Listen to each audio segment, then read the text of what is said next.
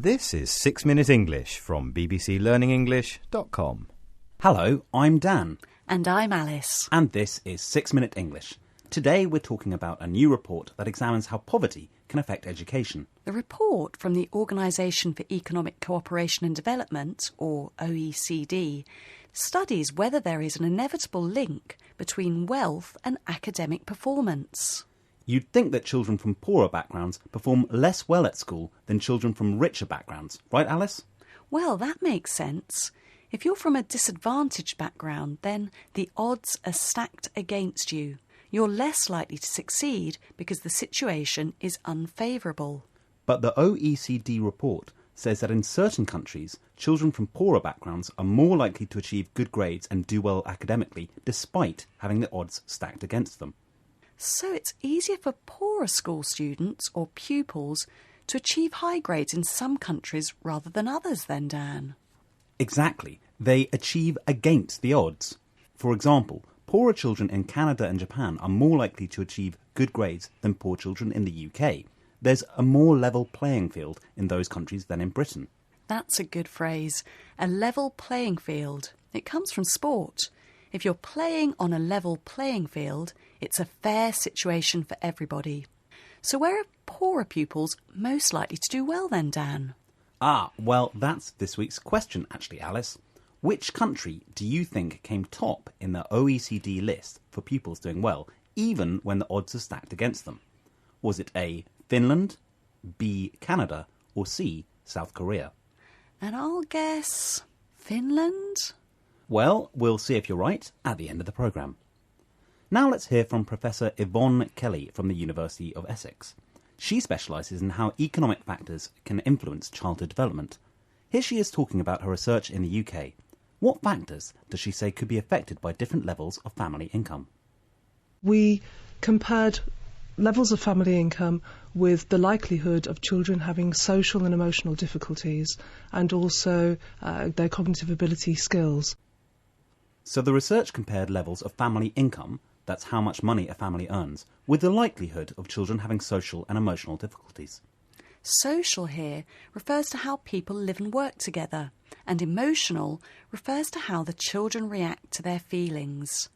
So the income of a family could affect whether the children have social and emotional difficulties. And the research also looked at children's cognitive ability skills. That's the way children learn. Cognitive is a scientific term that refers to how we process information. And what were the findings of this research then, Dan? Well, Professor Kelly says that children from low-income families were more likely to show symptoms of social and emotional difficulties. She says they can be more fidgety, restless and clingy.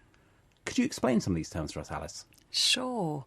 Well, to fidget means to make small, quick movements in a nervous way. So fidgety means moving nervously. Being restless means you're unable to relax.